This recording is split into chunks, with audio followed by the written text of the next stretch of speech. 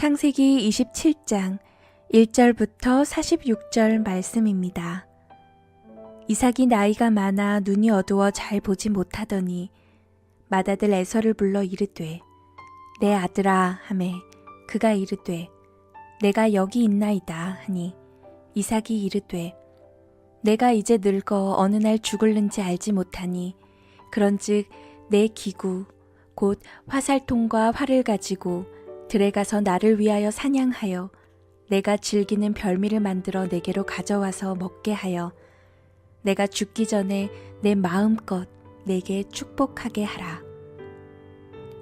이삭이 그의 아들 에서에게 말할 때에 리브가가 들었더니 에서가 사냥하여 오려고 들로 나가매 리브가가 그의 아들 야곱에게 말하여 이르되 내 아버지가 내 형 에서에게 말씀하시는 것을 내가 들으니 이르시기를 나를 위하여 사냥하여 가져다가 별미를 만들어 내가 먹게 하여 죽기 전에 여호와 앞에서 내게 축복하게 하라 하셨으니 그런즉 내 아들아 내 말을 따라 내가 내게 명하는 대로 염소떼에 가서 거기서 좋은 염소 새끼 2마리를 내게로 가져오면 내가 그것으로 내 아버지를 위하여 그가 즐기시는 별미를 만들리니 내가 그것을 내 아버지께 가져다 드려서 그가 죽기 전에 내게 축복하기 위하여 잡수시게 하라. 야곱이 그 어머니 리브가에게 이르되 내 형 에서는 털이 많은 사람이요 나는 매끈매끈한 사람인즉 아버지께서 나를 만지실진데 내가 아버지의 눈에 속이는 자로 보일지라 복은 고사하고 저주를 받을까 하나이다. 어머니가 그에게 이르되 내 아들아 너의 저주는 내게로 돌리리니 내 말만 따르고 가서 가져오라. 그가 가서 끌어다가 어머니에게로 가져왔더니 그의 어머니가 그의 아버지가 즐기는 별미를 만들었더라. 리브가가 집안 자기에게 있는 그의 맏아들 에서의 좋은 의복을 가져다가 그의 작은 아들 야곱에게 입히고 또 염소 새끼의 가죽을 그의 손과 목에 매끈매끈한 곳에 입히고 자기가 만든 별미와 떡을 자기 아들 야곱의 손에 주니 야곱이 아버지에게 나아가서 내 아버지여 하고 부르니 이르되 내가 여기 있노라. 내 아들아 내가 누구냐. 야곱이 아버지에게 대답하되 나는 아버지의 맏아들 에서로소이다. 아버지께서 내게 명하신 대로 내가 하였사오니 원하건대 일어나 앉아서 내가 사냥한 고기를 잡수시고 아버지 마음껏 내게 축복하소서. 이삭이 그의 아들에게 이르되 내 아들아 내가 어떻게 이같이 속히 잡았느냐. 그가 이르되 아버지의 하나님 여호와께서 나로 손조롭게 만나게 하셨음이니이다. 이삭이 야곱에게 이르되 내 아들아 가까이 오라. 내가 과연 내 아들 에서인지 아닌지 내가 너를 만져보려 하노라. 야곱이 그 아버지 이삭에게 가까이 가니 이삭이 만지며 이르되 음성은 야곱의 음성이나 손은 에서의 손이로다 하며 그의 손이 형 에서의 손과 같이 털이 있으므로 분별하지 못하고 축복하였더라. 이삭이 이르되 내가 참 내 아들 에서냐. 그가 대답하되 그러하니이다. 이삭이 이르되 내게로 가져오라. 내 아들이 사냥한 고기를 먹고 내 마음껏 내게 축복하리라. 야곱이 그에게로 가져가매 그가 먹고 또 포도주를 가져가매 그가 마시고 그의 아버지 이삭이 그에게 이르되 내 아들아 가까이 와서 내게 입맞추라. 그가 가까이 가서 그에게 입맞추니 아버지가 그의 옷의 향취를 맡고 그에게 축복하여 이르되 내 아들의 향취는 여호와께서 복주신 밭의 향취로다. 하나님은 하늘의 이슬과 땅의 기름짐이며 풍성한 곡식과 포도주를 내게 주시기를 원하노라. 만민이 너를 섬기고 열국이 내게 굴복하리니 내가 형제들의 주가 되고 내 어머니의 아들들이 내게 굴복하며 너를 저주하는 자는 저주를 받고 너를 축복하는 자는 복을 받기를 원하노라. 이삭이 야곱에게 축복하기를 마침에 야곱이 그의 아버지 이삭 앞에서 나가자 곧 그의 형 에서가 사냥하여 돌아온지라.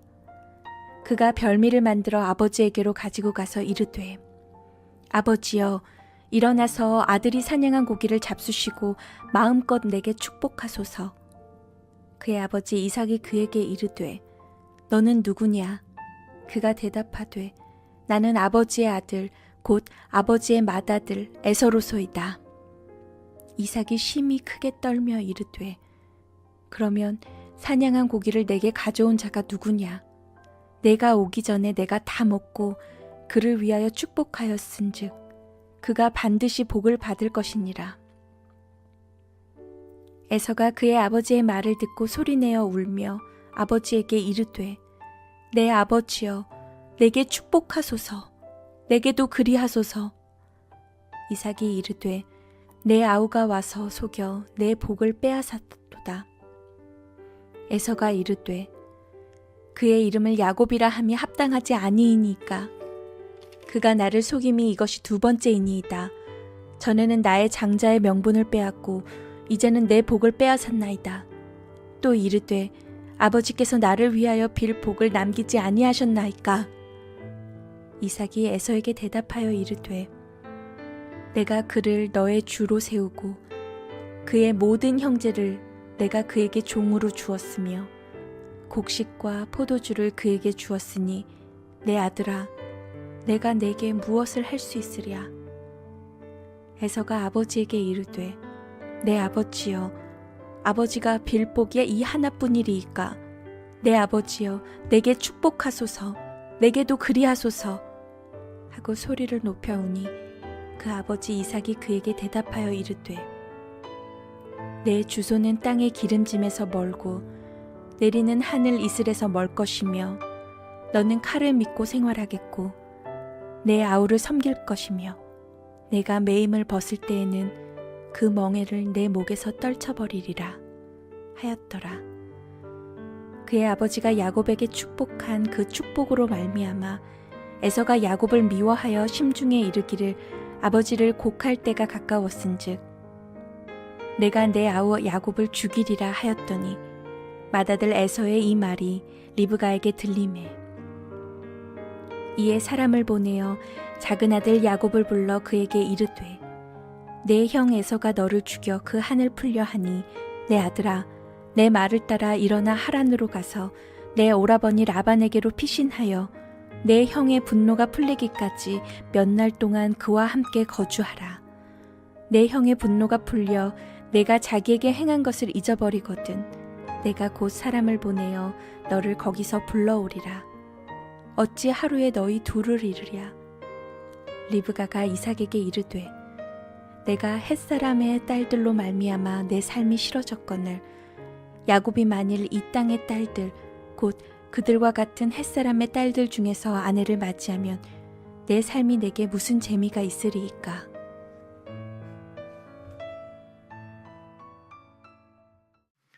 우리 오늘 이 긴 말씀, 하지만 우리가 너무 잘 아는 내용이기 때문에 우리 내용들을 굳이 설명하지 않아도 다 알고 계시리라 믿습니다. 이 말씀과 함께 낮은 곳으로 흘러가는 하나님의 은혜, 언약에 대해서 함께 좀 말씀을 나누었으면 좋겠습니다. 우리 계속해서 우리 구약 성경 창세기부터 하나님께서 당신의 약속을, 아브라함에게 향하신 그 약속을 그리스도에게서 성취하기까지 어떻게 이루시는가에 대해서 우리 계속해서 우리 살펴보고 있는데요.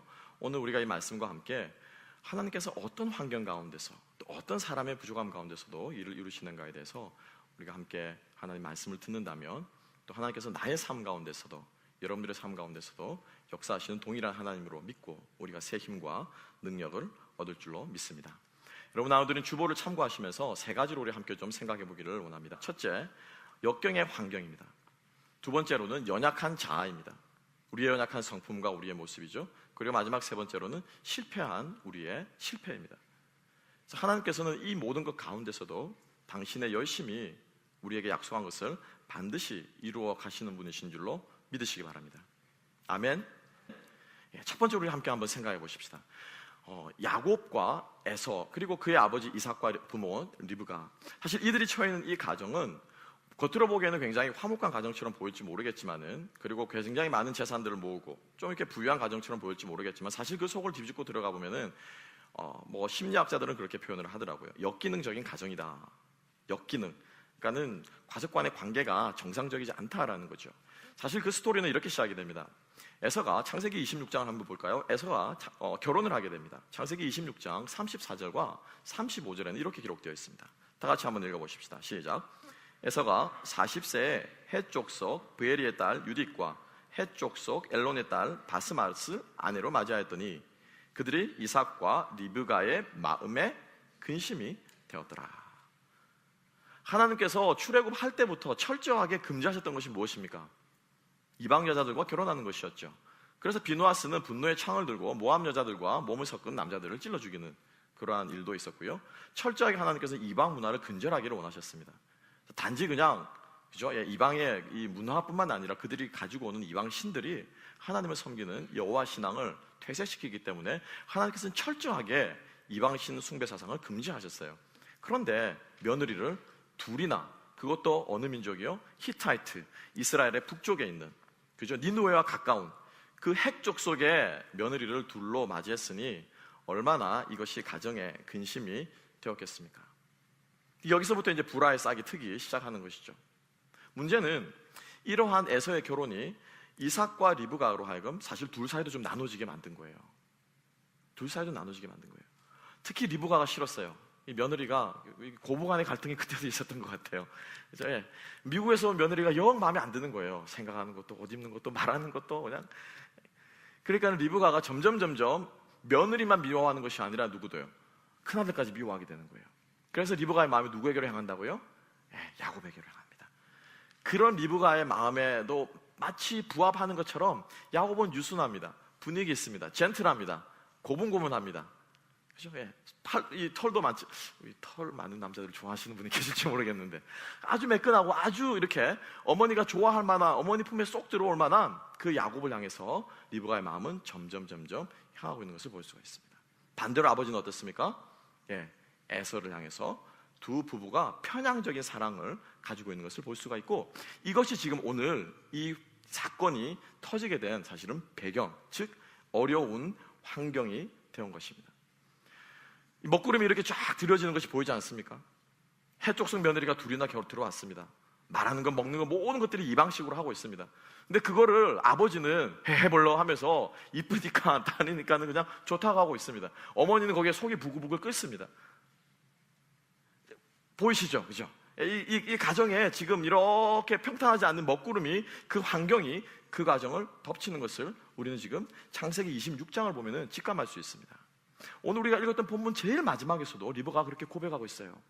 해쪽 속의 여자를 둘이나 얻었는데 어떻게 내가 평안할 수 있느냐라고 이야기를 하죠. 먹구름의 환경이 이삭의 가정을 덮치고 있습니다. 우리 모든 그리스도인들에게 처해 있는 환경이 있습니다. 우리가 살아가고 있는, 몸담고 살아가는 모든 것들이 환경 아니겠습니까? 미국이라는 환경, 또 내가 지금 이 살아가고 있는 가정이라고 하는 환경, 그리고 나의 부모라고 하는 그 환경. 우리 모든 그리스도인들은, 아니 모든 사람들은 환경에 둘러싸여 살아가고 있는데요, 환경에는 여러분 크게 두 가지가 있습니다. 두 가지가 있어요. 첫 번째는 뭐냐면은 주어진 환경이에요. 주어진 환경이에요. 그건 내가 어떻게 할 수 없는 것입니다. 두 번째로는 내가 만든 환경이에요. 주어진 환경과 만든 환경이 있습니다. 이삭에게 큰아들이 데리고 온 거는요, 큰아들이 며느리를 데리고 온 거는 주어진 환경이에요. 자기가 어떻게 할 수 없습니다. 쥐가 좋아가지고 콩깍지 씌워가지고 데려왔으니 그거는 이삭이 결정한 것이 아니에요. 주어진 것입니다. 그 주어진 것에 대해서 이삭이 만든 환경은 뭐냐? 그럼에도 불구하고 에서를 사랑한 거예요. 보이십니까? 이방 며느리를 당장 데리고 오면은 정말로 그렇게 하나님 여호와 신앙으로 투철하게 이 세워져 있는 가장이라면은 당장 호통을 쳤어야죠. 다시 잘 생각해봐라. 하나님께서 우리 가정에 내리신 신앙에 이것을 이어가기 위해서 절대로 이방 여자를 취하지 못하게 하시는데 네가 이렇게 취하는 것이 마땅하냐? 라고 하는 반응을 보였어야 되는 것이 이삭인데, 이삭은 에서를 사랑하는 환경을 만들었습니다. 리브가는 또 어떻습니까? 리브가는 또 어떻습니까? 형의 발꿈치를 잡고 태어난 야곱의 그 출생의 그 야망을 품은 그 비밀을 알고서도 리브가는 어떻게 야곱을 계속해서 감싸고 안았습니다. 그래서 그곳을 야곱에게 기회가 왔을 때 네 형에게 그 장자의 축복을 주기 싫고 내가 너에게 주겠다라고 하는 것은 리브가가 만든 환경이에요. 우리의 삶을 한번 돌이켜 보십시다. 우리가 바꿀 수 없는 우리에게 주어진 환경이 있습니다. 그리고 또 우리가 살아가면서 우리가 만들어가는 환경이 또한 있습니다. 내가 결정해서요, 내가 가정을 꾸리고 내가 또 어떤 일들을 하고 내가 직장을 잡고 잡을 잡는 내가 만들어가는 환경들이 있습니다. 중요한 것은 우리 그리스도인들에게 있어서 환경은요, 수능의 대상이 아니에요. 환경은 극복하는 대상입니다. 환경은 뛰어넘어야 되는 대상이에요. 거기에 순종해가지고 그냥 내게 주어진 게 이러니까 내 팔자가 이러려니 하고 살아가는 것이 우리 그리스도인의 환경에 대한 반응이 아니라는 것입니다. 그래서 이것을 통해서 하나님께서 우리에게 보여주십니다. 이 역기능적인 가정에서도 하나님께서는 이 가정을 하나님의 언약을 반드시 이루어가는 가정으로 하나님께서 세워가신다라고 하는 것을 우리는 기억할 필요가 있습니다. 여러분들이 처해 있는 환경이 어떻습니까? 여러분들이 지금 다 몸담고 살아가는 그 환경이 어떻습니까? 거기에 만족하고 이게 내가 주어진 거니, 이게 내 팔자니 라고 하는 살아가는 그 눈을 틀어서 지금 야곱의 가정에, 이삭의 가정에 역사하시는 그 하나님의 손길을 볼 수 있는 저와 여러분 될 수 있기를 주님의 이름으로 축복합니다. 사람은요, 현재의 존재입니다. 지금 내가 처해 있는 이 환경에 이것밖에 못 보는 거예요. 그렇지만은 성경은 우리들에게 분명히 이야기하고 있습니다. 전도서 3장 11절은 이렇게 말하고 있습니다. 함께 한번 읽어볼까요? 전도서 3장 11절 시작. 하나님이 모든 것을 지으시되 때를 따라 아름답게 하셨고 또 사람들에게는 영원을 사모하는 마음을 주셨느니라. 그러나 하나님이 하시는 일의 시종을 사람으로 측량할 수 없게 하셨도다. 아멘. 우리 사람은 때가 주어지면 그 때밖에 모른답니다. 거둘 때가 있으면 그냥 사람들은 거두기만 합니다. 미워할 때가 있으면 그냥 미워집니다. 품을 때가 있으면 품어진다고 합니다. 그런데 여기서 중요한 것은 우리 특별히 믿는 그리스도인들에게는 주어진 환경이 이렇기 때문에 열심히 거두기만 하는 것이 아니라, 주어진 환경이 이렇기 때문에 열심히 미워하는 것만 이런 것이 아니라, 그러다가 눈을 들어서 무엇을 사모한다고요? 무엇을 사모한다고요? 영원을 사모하는 마음을 주셨다는 거예요. 영원을. 이게 바로 환경을 극복하는 그러한 마음인 줄로 믿습니다. 우리 사람은 시간을 뛰어넘을 수 없어요. 그죠? 주어진 환경, 주어진 것, 매일 내게 무슨 일이 일어날지 사람들은 모릅니다. 그런데 그럼에도 불구하고 우리는 눈을 들어서 영원을 사모해야 되는 그러한 사람들로, 특별히 하나님의 백성으로 지음받은 존재인 줄로 믿습니다. 살아계신 주, 나의 참된 소망, 걱정, 근심 전혀 없네. 아멘. 지금 내 삶 가운데 일어나고 있는 이 환경뿐만 아니라 이것을 넘어서서 하나님께서는 나를 향하신 뜻과 계획이 있음을 믿고 바라보고 나아가는 것이, 그러한 사람이 오늘 하나님께서 이삭의 가정, 그 역기능적인 과정에서도 역사하시는 그러한 하나님의 능력의 손길을 경험하게 될 줄로 믿으시기 바랍니다. 그래서 우리가 이것을 하려면은 계속해서 말씀을 보는 거예요. 계속해서 이삭의 스토리를 보면서, 야곱의 스토리를 보면서, 이런 가정에서 하나님께서 역사했으니까 하나님께서 지금 나의 이 상황 가운데서 하나님께서 역사하시겠구나 라고 하는 것을 끊임없이 성경을 무엇으로 해요? 거울을 삼는 거예요. 성경을 거울 삼아 자꾸 나를 보는 거예요. 나의 삶을. 성경을 거울 삼아 내가 걸어온 뒷길을 보고, 성경을 거울 삼아 이렇게 돌아서면 뭐가 보입니까? 미래가 보이지 않습니까? 이렇게 돌아서면 과거가 보이지 않습니까? 우리가 말씀과 끊임없이 대화하면서 묵상하면서 하나님께서 우리에게 주신 환경을 뛰어넘는 믿음을 가질 수 있는 저와 여러분 될 수 있기를 주님의 이름으로 축복합니다. 두 번째입니다. 두 번째로 하나님께서는 이 역기능적인 과정 속에 있는 연약한 사람들, 연약한 사람들의 특별히 연약한 성품들, 자아들을 통해서 하나님께서 뜻을 이루고 있는 것을 볼 수가 있습니다. 특별히 우리는 야곱에 좀 포커스를 맞춰서 보기를 원합니다. 성경에서는 사람의 이름에 굉장히 깊은 뜻이 있습니다. 그죠? 예, 오늘도 제가 누구에게 제를 소개하면서 제 이름은 신자 겸 목사입니다 그랬더니 그 한자가 믿을 신자는 아니겠죠? 그러시더라고요. 사람의 이름에는, 근데 오늘날과 달리요, 성경에서 사람의 이름은 굉장히 중요한 의미를 가지고 있습니다. 모세스 하면 뭡니까? 건져냄을 받은 자라는 뜻입니다. 물에서 꺼냈기 때문에. 아브라함이 아니라 그래서 하나님께서 일부러 어떻게 아브라함으로 바꿔주시죠. 열국의 아버지라는 뜻으로. 그렇죠? 야곱도 이제는 야곱이지만 우리가 나중에 보면 알겠지만은 사기꾼 야곱에서 하나님께서 무엇을 해요? 이스라엘로 바꿔주십니다. 하나님과 싸워 이긴 사람으로 바꿔주십니다. 이렇게 성경에서는 그 이름이 굉장히 많은 뜻을 담고 있습니다. 자, 그런 상황에서 여러분, 아무리 동생이 셈이 많고 형의 발꿈치를 잡고 나왔고 이렇다고 할지라도 여러분, 동생의 이름을 예를 들어서 여러분 자녀가, 그죠? 둘째 이름을 이 망할 놈이라고 지을 사람이 있겠습니까? 예? 신망할 놈, 그렇죠? 신망나니 뭐 이렇게 해서 아무도 없는 거예요. 그런데 야곱은, 아니 사실 야곱이 이삭이 지은 게 아니죠.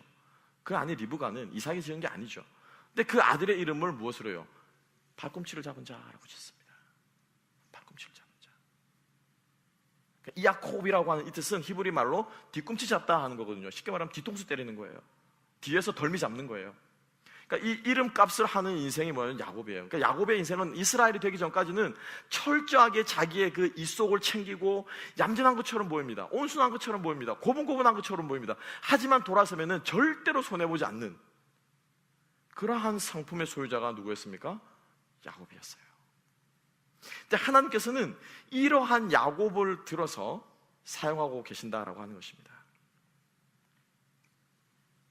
태생부터 야곱은 그런 사람이었죠. 시기심 많고 형을 이겨먹으려고 하고 손해보지 않으려고 하는. 그래서 주로 집에서 양떼들을 돌보면서 요리를 하거나 어머니의 집안일을 거두는 것에 더 익숙한 사람이었을 수도 있을 것입니다. 부모가 보기엔 참 착한 사람이죠. 하지만 이런 야곱의 온순함 뒤에는 계산하는 마음으로 가득 차 있었습니다. 상대방의 약점을 자기의 이속을 챙기는 도구로 하는 데는 귀신 같은 천부적인 재능을 가지고 있었어요. 그래서 형이 배고플 때 형의 그 배고픈 시장길을 무엇으로? 형의 장자권을 빼앗는 기회로 야곱은 삼고 있는 것입니다. 어머니가 말도 안 되는 요구를 하잖아요. 다 가라고 해가지고 해줄 테니까 너는 가서 하기만 해. 저는 간이 작아서 저는 우리 엄마가 그렇게 하라고 해서는 못할 것 같아요. 그런데 야곱은 어떻습니까? 놓치지 않습니다, 기회를. 인생에 한 번 온 기회는요 절대 놓치지 않습니다. 그래서 이게 나중에 야복강에서도 어떻게 합니까? 천사를 만났잖아요. 하나님을 만났잖아요. 이 얼마나 횡재입니까, 여러분, 그죠? 만났으면은 뭐라도 해야죠. 그 야복강에서 하나님과 씨름하는 야곱이에요.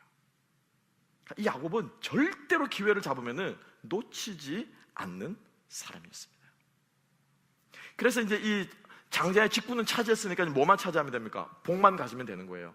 껍데기는 다 가졌습니다. 그래서 껍데기는 이제 장자예요. 자기가 첫째예요. 실제적인 복을 자기가 차지해야 되는데 그 복을 차지할 기회가 드디어 온 것입니다. 야곱은 마다하지 않고 어머니의 제안은 절대로 놓쳐서는 안 되는 기회였습니다.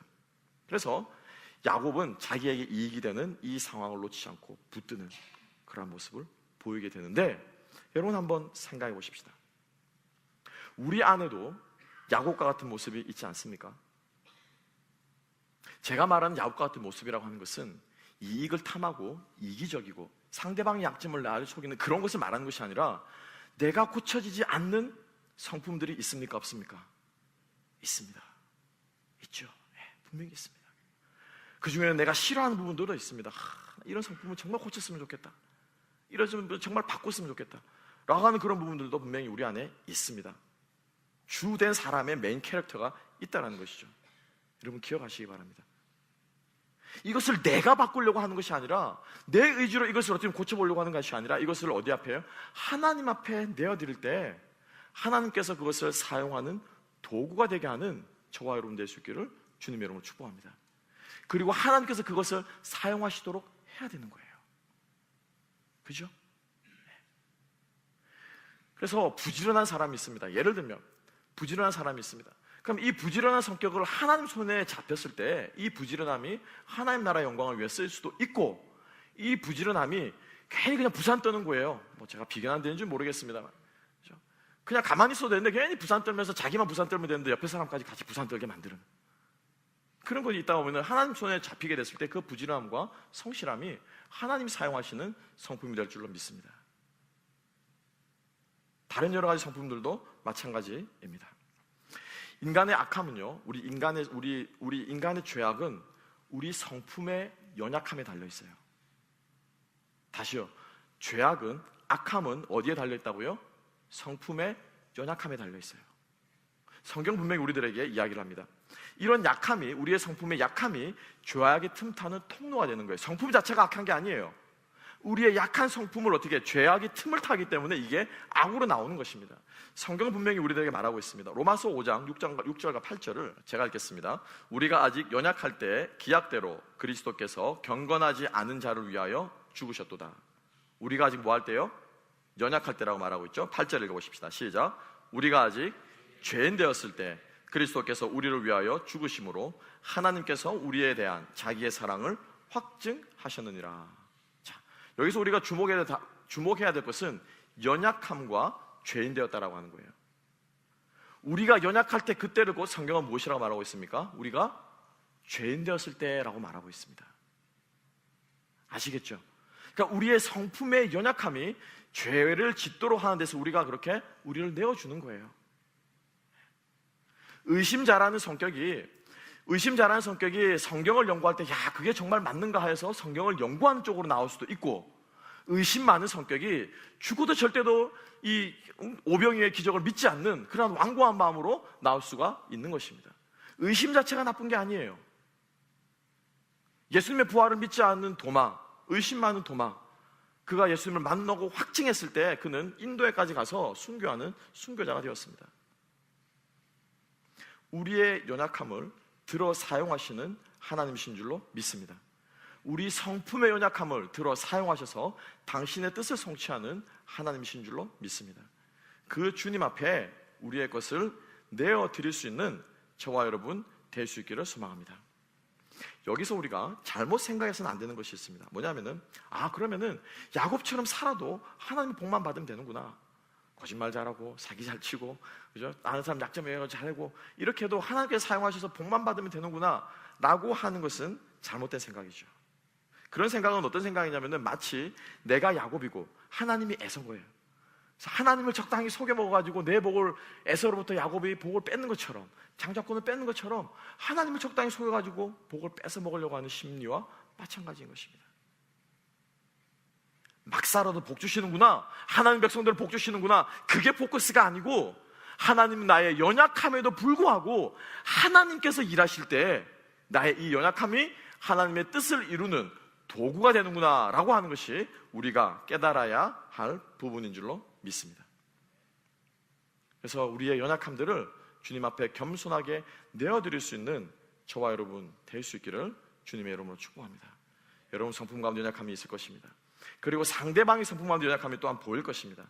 하나님께서 그 성품을 만져주시도록, 하나님께서 그 성품을 사용하시도록 우리가 기도하고 중보할 수 있는 저와 여러분 될 수 있기를 소망합니다. 우리에게 한 가지 소망이 있습니다. 우리가 그렇게 연약함에도 불구하고 우리에게 소망이 있는 것은 히브리서 4장 15절 16절에 있습니다. 함께 한번 읽어보실까요? 다 같이 읽습니다. 시작. 우리에게 있는 대제사장은 우리의 연약함을 동정하지 못할 시리가 아니요 모든 일에 우리와 똑같이 시험을 받으시니로되 죄는 없으시니라. 그러므로 우리는 긍휼하심을 받고 때를 따라 돕는 은혜를 얻기 위하여 은혜의 보좌 앞에 담대히 나아갈 것이니라. 아멘. 아멘. 우리의 무엇을 돕는다고요? 우리의 무엇을요? 강함을 도우십니까? 우리의 잘남을 도우십니까? 무엇을 돕습니까? 우리의 연약함을 돕는 거예요. 우리의 부족함을 채워주시는 거예요. 부족해야 채워줄 게 있을 거 아닙니까? 다 가지고 다 있고 다 누린 사람들은 채워줄 게 없어요. 하나님의 은혜는 그래서 낮은 곳으로 흘러가는 거예요. 연약한 자에게로 흘러가는 거예요. 그래서 야곱이 그 하나님의 복을 받은 거예요. 야곱은 자랑할 것이 없는 인생입니다. 사기치는 인생이었어요. 거짓말하는 인생이었어요. 그렇지만 하나님의 은혜가 그에게로 흘러갔을 때 야곱은 자기의 연약함에도 불구하고 하나님께서 사용하시는 은혜의 도구가 된 것입니다. 그래서 그 연약함을 가지고, 우리의 부족함을 가지고 어디로 나아간다고 성경은 말하고 있습니까? 은혜의 어디 앞으로요? 보좌 앞으로 나아간다라고 말하고 있습니다. 하나님의 임재가 있는 곳으로 나아가야 한다고 말하고 있습니다. 하나님의 임재가 있는 곳에 나아갈 때 고개 빳빳하게 들고, 하나님 나 이거 약하니까 알아서 하세요. 나 이거 거짓말 잘하니까 알아서 하세요. 하나님 나 의심 잘하니까 알아서 하세요. 하나님 나 너무 이기적이니까 알아서 하세요. 이렇게 고개 빳빳하게 들고 나갑니까? 아니죠. 보좌 앞에 나갈 때 어떻게 나갑니까? 숙이고 나아가는 거예요. 엎드리는 거예요. 주님, 정말 나도 어떻게 할 수가 없습니다. 주님, 나도 어떻게 지금 나의 연약함을 감당할 수가 없습니다. 해보고 싶은데, 극복해보고 싶은데 안 됩니다. 주님만이 할 수 있습니다. 주님, 좀 살려주십시오. 도와주십시오. 라고 나아가는 세리의 기도, 그런 마음이 있을 때 하나님께서 우리를 도우실 줄로 믿습니다. 우리가 잘 아는 셰익스피어의 너무너무 유명한 4대 비극 중에 제일 유명한 거 여러분 아는 게 뭐가 있습니까? 햄릿. 예, 비극하면 햄릿이죠. 그 나오는 인물도 다 죽습니다. 주인공도 죽고, 사랑하는 사람도 죽고, 아버지도 죽고, 삼촌도 죽고, 다 죽어요. 무엇 때문에요? 햄릿의 우유부단한 성격 때문에. 햄릿은 덴마크의 왕자였습니다. 그의 선왕 아버지가 삼촌에게, 그죠, 클로비스라고 하는 삼촌에게 죽임을 당합니다. 근데 심증이 있는데 물증이 없습니다. 그리고 그 삼촌이 왕위를 탈취하려고 합니다. 근데 어느 날 햄릿이 꿈에 경비병이, 꿈에 선왕이 나타나서 자기가 암살을 당했다라고 하는 것을, 밤에 왕궁을 지키는 경비병이 그것을 보게 됩니다. 환상을 보게 되고, 햄릿도 보고 싶다라고 하는데 햄릿의 꿈에서 나타나는 거예요. 그래서 햄릿은 이 자기의 삼촌이 죽였다는 확증을 갖게 됩니다. 마음의 확신을 하게 됩니다. 그런데 마음의 확신을 했으면, 왕자면은 당장 달려가 처형할 수 있지 않겠습니까? 근데 햄릿은 주저합니다. 망설입니다. 사람을 살해한 것이 좋은 일일까? 사람을 살려야 되는 것인가? 정의를 실현하는 왕자가 될 것인가? 아니면은 이 삼촌을 계속 둘 사이에서 막 우왕좌왕하는 거예요. 막 우유부단하는 거예요. 그래서 우리가 너무 유명한 말 있지 않습니까? 햄릿이 잘하는 유명한 말, 사느냐 죽느냐, that matters, 그것이 문제로다. 굉장히 우유부단한 사람이었어요. 그게 이제 비극의 씨가 되기 시작합니다. 그래서 햄릿이 우유부단한 자기의 마음을 다시 한번 확증을 하려고 연극을 꾸밉니다. 그래서 연극을 보게 되면 여러분, 그 연극의 감정이 확 몰입되지 않습니까? 그래서 자기 삼촌 앞에서 쫙 연애를 풀어가 햄릿이 직접 살인자의 역할을 맞아서 연극을 하게 됩니다. 그래서 그걸 너무너무 재밌게 보고 있는 삼촌의 마음이 점점점 일그러지는 거예요. 누명을 쓰게 되고 살인이 일어나고 하니까 자기가 죄를 지었거든요. 그러니까 연극을 끝까지 보지 못하고 자리를 떠서 도망을 가게 됩니다. 햄릿은 기회를 잡은 것입니다. 기회를 잡은 햄릿은 그 이전의 우유부단한 햄릿이 아닙니다. 완전히 환한 짐승으로 돌변합니다. 눈에 보이는 것이 없습니다. 저놈 잡아 죽여야 된다. 이 와중에 자기 이 사랑하는 연 오피리아라고 하는 사랑하는 연인과 이야기를 막 주고받습니다. 막 그러면서 우리 아버지가 죽었고 막 얘기를 하는데 갑자기 커튼 뒤에서 부시럭거리는 소리가 들리는 거예요. 여러분, 신중한 햄릿이었다면 어떻게 해야 됩니까? 커튼을 걷어봤어야죠. 그때부터 이제 완전히 짐승으로 변한 햄릿인 거예요. 물불 안 가리는. 그래가지고 보지도 않고 그냥 칼을 꺼내서 그 커튼을 찌릅니다. 그 커튼 속에 있던 사람은 자기의 삼촌이 아니라 사랑하는 여인 오피리아의 아버지였어요. 그 소식을 듣고 나서 파리에 있는 오피리아의 오빠가 이제 이런 우리 아버지를 죽일 놈, 그래가지고 이제 햄릿을 죽이러 둘이서 결투하다가 결국에는 그 오빠까지도 햄릿을 죽이게 되고, 그리고 그 결투하는 그 이제 사람들을 쫙 모아놓고 이제 결투를 벌이는, 옛날에는 그랬지 않습니까? 결투를 벌이는 그 장시에서 그 왕이, 삼촌이 이제 햄릿의 그것을 알아채고 햄릿을 독살하려고 잔을 놔둡니다. 독을 든 잔을 놔두는데 그 결투, 손에 뜬 땀에 짙는 결투를 보고 있던 햄릿의 어머니가 목이 너무 마른 나머지 그 잔을 들이키고는 그 자리에서 죽어버립니다. 분노를 참지 못한 햄릿은 드디어 뛰어 올라가서 자기의 삼촌을 죽이고 결국 자기도 자살합니다. 이게 햄릿의 큰 줄거리예요. 제가 뭐 연극을 말씀드리는 게 아니라 그 햄릿의 성격의 결함, 연약한 성품, 우유부단했던 그 성품들이 씨앗이 돼서 상황이 바뀌자 이제는 걷잡을 수 없이 충동적으로 폭력적으로 변하는 그 성품, 그러한 성품 때문에 모든 것들이 비극을 불러왔다라고 해서 햄릿의 연극은요, 성격 비극이라고도 이야기합니다. 그렇게 햄릿의 인생은 끝이 납니다. 그런데 여러분, 재밌는 게 있습니다. 그 햄릿을 읽는 사람마다, 그 햄릿의 연극을 보는 사람마다, 그 셰익스피어의 그 작품을 읽는 사람마다 자기를 돌아본답니다. 내 안에 햄릿과 같은 모습은 없는가? 내 안에 이렇게 우유부단한 성격은 없는가? 내 안에 이렇게 야수와 같은 그런 성격은 없는가? 내 안에 이렇게 부족한 부분들은 없는가? 그가 남긴 그 대사 하나하나들을 읽으면서 사람들이 자기를 본답니다.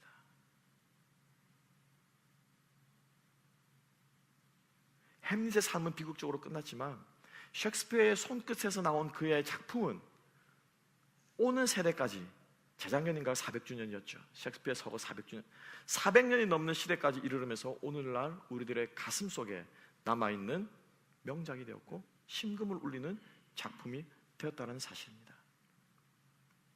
저는 말씀의 여하를 준비하면서 그런 생각이 들었습니다. 우리의 인생은 햄릿과 같은 인생일 수 있습니다, 여러분. 나는 왜 이렇게 내 인생은 산 넘어 산이냐? 하나쯤은 저 햄릿은 좀 잠잠해질 줄 알았는데 또 문제가 생기는 거예요. 또 문제가 생기는 거예요. 야, 인생은 고난의 바다로다. 그런 분들이 우리 가운데 있을 것입니다. 그러나 여러분 기억하시기 바랍니다. 셰익스피어의 펜끝처럼 우리의 인생이 하나님의 펜끝에 달려있다는 사실을 기억하시기 바랍니다. 누가 우리의 인생을 써가십니까? 누가 써가십니까? 누가 야곱의 인생을 써가십니까? 하나님이 쓰세요. 하나님이 쓰세요. 하나님의 손에, 하나님의 펜끝에 우리의 인생이 들려있는 한 우리의 인생은 명작이 될 줄로 믿습니다. 하나님 나라의 걸작이 될 줄로 믿습니다. 그분의 마스터피스가 될 줄로 믿습니다.